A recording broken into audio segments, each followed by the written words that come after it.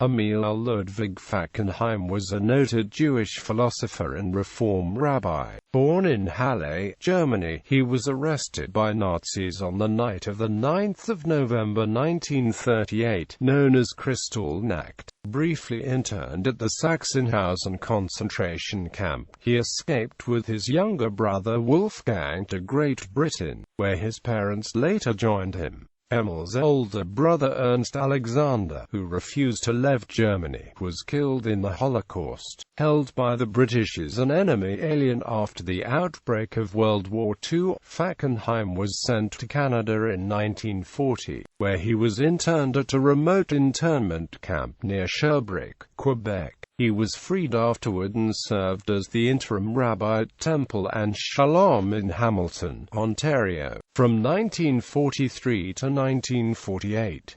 After this he enrolled in the graduate philosophy department of the University of Toronto and received a Ph.D. from the University of Toronto with a dissertation on medieval Arabic philosophy and became professor of philosophy. He was among the original editorial advisors of the scholarly journal Dionysius. In 1971, he received an honorary doctorate from Sir George Williams University, which later became King Concordia University. Fackenheim researched the relationship of the Jews with God, believing that the Holocaust must be understood as an imperative requiring Jews to carry on Jewish existence and the survival of the State of Israel. He emigrated to Israel in 1984. He was always saying that continuing Jewish life and denying Hitler a posthumous victory was the 614th law, referring to the 613 mitzvot given to the Jews in the Torah.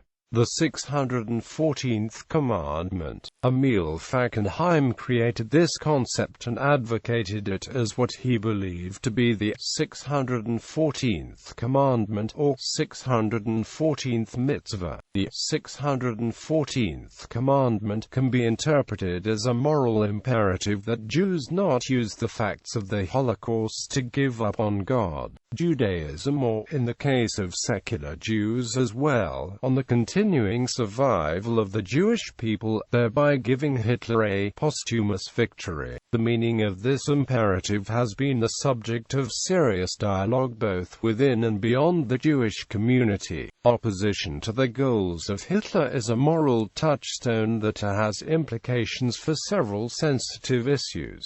A new moral imperative. Traditional Jewish law contains 613 mitzvot as compiled by Maimonides. These laws, 365 of which are negative and 248 of which are positive, cover all aspects of life. Fackenheim asserted that tradition could not anticipate the Holocaust, so one more law of 614th commandment became necessary. Thou shalt not hand Hitler posthumous victories. To despair of the God of Israel is to continue Hitler's work for him. Quote, this proposes that people of Jewish heritage have a moral obligation to observe the faith and thus frustrate Hitler's goal of eliminating Judaism from the earth. Perhaps it could be added that the evil inclination and also Amalek's work should be prevented. Fackenheim came to this conclusion slowly. A professor of philosophy at the University of Toronto and a Reform rabbi, he did not become his Zionist until 1967, when his reaction to the Holocaust and its implications for Jewish law crystallized. It was at a meeting just before the Six-Day War. It was a meeting in New York, and I had to make a speech.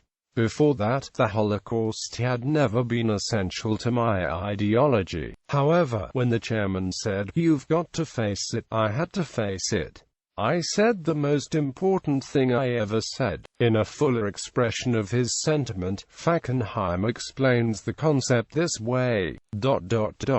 We are, first, commanded to survive as Jews lest the Jewish people perish. We are commanded, secondly, to remember in our very guts and bones the martyrs of the Holocaust, lest the memory perish. We are forbidden, thirdly, to deny or despair of God, however much we may have to contend with him or with belief in him, lest Judaism perish. We are forbidden, finally, to despair of the world as the place which is to become the kingdom of God, lest we help make it a meaningless place in which God is dead or irrelevant and everything is permitted. To abandon any of these imperatives in response to Hitler's victory at Auschwitz would be to hand him yet other posthumous victories. Terminology in dialogue about this subject. Choice of words is a sensitive matter. Within the Jewish community, some absolutely reject Fackenheim's assertion that this could be called a commandment. Commandment 580 already forbids adding to the Torah commandments. Wording that expresses this concept in the form of a commandment may also give offense. This becomes a contentious point because references to a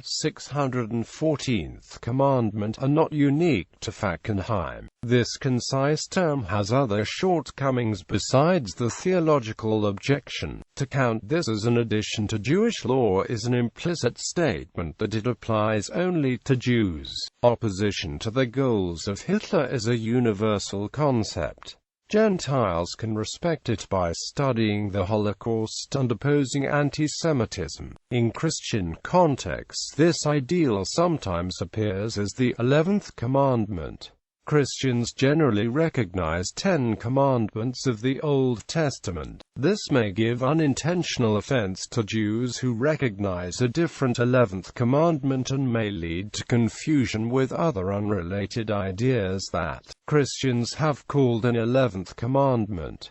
Jesus stated 2 commandments: love the Lord thy God with all thy heart, soul, mind and strength, and love thy neighbor as thyself. Although there is no single formulation that expresses this concept in terms that avoid controversy, posthumous victories and Hitler appear in most descriptions. Implications. Zionism. Fackenheim applied this reasoning to the state of Israel and its law of return as a necessity to prevent a second Holocaust. Had a Jewish state existed in the 1930s, it could have accepted Jewish refugees and rescued large numbers of people. This opinion carries clout with most Jewish people, although the specifics of how to apply it in contemporary politics is a subject of debate. Boris Shustev invokes it in a conservative opposition to Israeli withdrawal from settlements. Despite the explicit connection to Zionism, few sources mention Hitler and posthumous victories in reference to Islam. Christian Palestinian Sami A. Aldi-Babu Salia of the Swiss Institute of Comparative Law in Lausanne paraphrases it ironically in a defense of Palestinian interests, where a form of it appears in the Asia Times as part of a quote from Robert Novak. The cultural resonance appears to go unnoticed. Holocaust Remembrance. The concept encounters broad acceptance in connection with Holocaust remembrance. In the late 20th century, efforts to document the memories of remaining Holocaust survivors echoed the notion that preserving these facts for future generations was a way to keep Hitler and his ideas in the grave. A Guide for British Primary School Teachers gives the concept in A Guide for Informing Children About the Holocaust. Richard A. Cohen of the University of North Carolina at Charlotte cites it in an essay, The Holocaust is a Christian Issue. Caution against anti-Semitism. The phrase finds resonance within Christian communities as a rebuke against anti-Semitism. Methodist minister Rev. Robert A. Hill quotes Fackenheim in a sermon with this context. The fact is that Christianity has been pervasively guilty of latent and patent anti-Semitism, and the Gospel of John has been one of its sources. We have and can learn from this failure by carefully monitoring our use of religious language. And our Jewish brothers and sisters can teach us to continue, with Jacob, to wrestle with God. conversion to other religions. Within the broader context of religious tolerance, this concept applies to the sensitive subjects of conversion and intermarriage. Gregory Baum, a German-born Catholic theologian and professor emeritus in religious studies at McGill University in Montreal, expresses the effect of this concept on Christian views toward conversion. For the perspective of most Christian faiths, whose doctrines normally advocate conversion of non-believers, this represents a deep respect for Fackenheim's concept. After Auschwitz, the Christian churches no longer wish to convert the Jews, while they may not be sure of the theological grounds that dispense them from this mission. The churches have become aware that asking the Jews to become Christians is a spiritual way of blotting them out of existence, and thus only reinforces the effects of the Holocaust. Fackenheim's affirmation of his Jewish heritage, although embraced by many other Holocaust survivors, was by no means universal. Physicist Lise Meitner had been born and brought up Jewish. She rejected newspaper attempts to characterize her as a Jew following the bombing of Hiroshima, when the press learned that she had been the first scientist to recognize nuclear fission.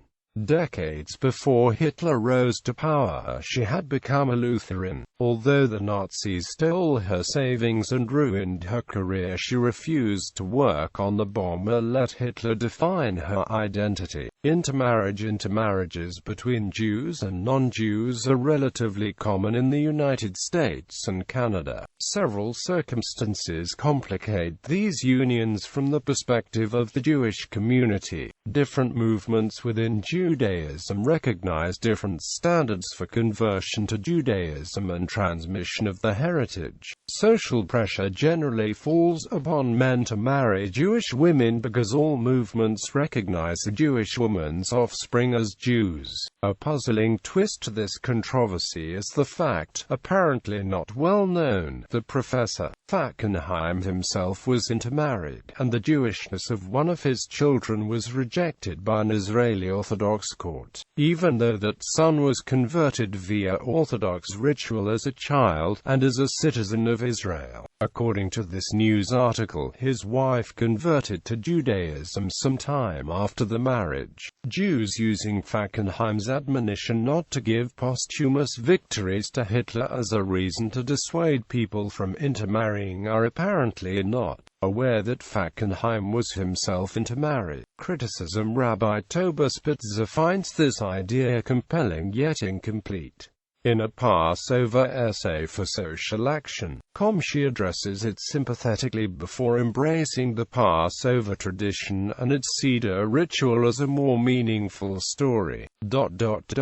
Of a people born in slavery, freed by their God, and taken on a transformational journey. It is the story of the steps taken towards becoming a community bound by a holy covenant, where social relationships are defined by the godly principles of tzedek and chesed, justice and love. Rabbi Mark Gellman rejects it outright in a 2005 Newsweek column. I am Jewish because my mother is Jewish, and, more importantly, because I believe Judaism is loving, just, joyous, hopeful and true. I am not Jewish, and I did not teach my children or my students to be Jewish, just despite Hitler. The same criticism was formulated by Jewish philosopher Michael Wischergrod in his 1971 review of God's presence in history. Wischergrod questioned the value of a definition of Judaism that merely inverts anti-Semitism into a bigoted Semitism. The uniqueness of Auschwitz as a historical event, moreover, is a dubious distinction. It is necessary to recognize that, from any universally humanistic framework, the destruction of European Jewry is one notable chapter in the long record of man's inhumanity against man. Not satisfied with criticism, however, Wischergrod offered a traditional explanation of the Jewish claim to uniqueness and chosenness formulated in positive terms.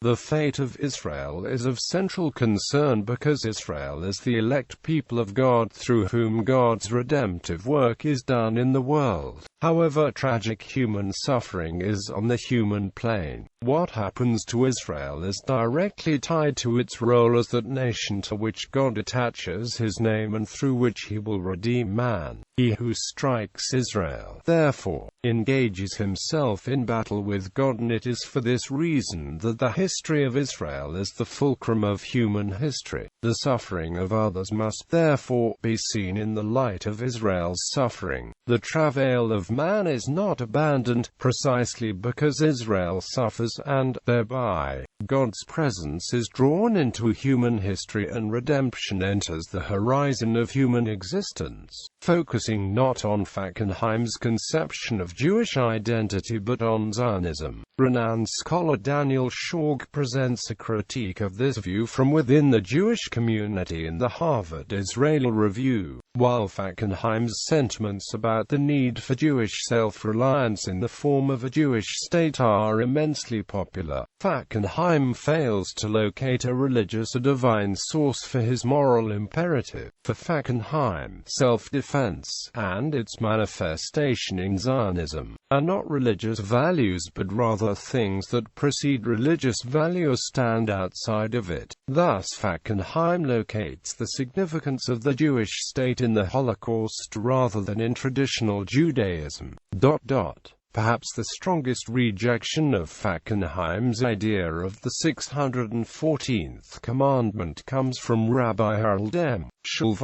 We abuse the Holocaust when it becomes a cudgel against others who have the claims of suffering. The show must not be misused in the contest of one-downsmanship with other victims of brutality. The show has become our instant raison d'etre, the shortcut answer to the penetrating questions of our children. Why should I not marry out of the faith? Why should I join a synagogue? Why should I support Israel? Why should I be Jewish? We have relied on a singular imperative, thou shalt not give Hitler a posthumous victory.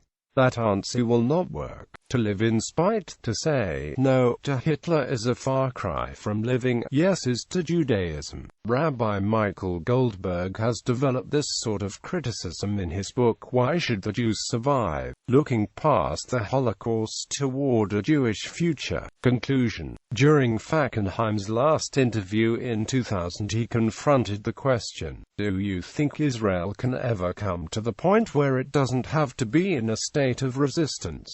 I think it will be a very long time, but I would say this.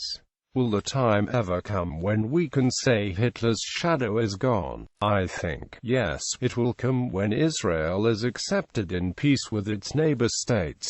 But it doesn't look like it will happen soon. There are few survivors of the Holocaust as of 2005, and many feel the memories and opinions deserve respect. The idea that people must not further Hitler's goals has become a meaningful part of public discourse about Judaism, Zionism, and anti-Semitism. But many who discuss it sympathetically do not embrace it wholeheartedly. Some in the newer generations who understand the Holocaust's history feel the injunction to grant Hitler no posthumous victories denies positive interpretations of the subjects it addresses. The preceding discussion, rich as it is, does not begin to do justice to Fackenheim's achievements and teaching as a professor and scholar of philosophy, above all as a scholar of Hegel, nor does it do justice to his oft-expressed indebtedness to Leo Strauss, who was for Fackenheim the exemplar of what it means for a Jew to pursue the philosophic vocation in the times in which we live. For those who are interested in Fackenheim's contribution to the understanding of how strictly rationalist philosophizing can and must be a part of the crown of Jewish existence in our time, worth pondering is Leo Strauss's judgment that Fackenheim's book on Hegel, the religious dimension in Hegel's thought, is the strongest alternative to Kojève's atheistic interpretation of Hegel.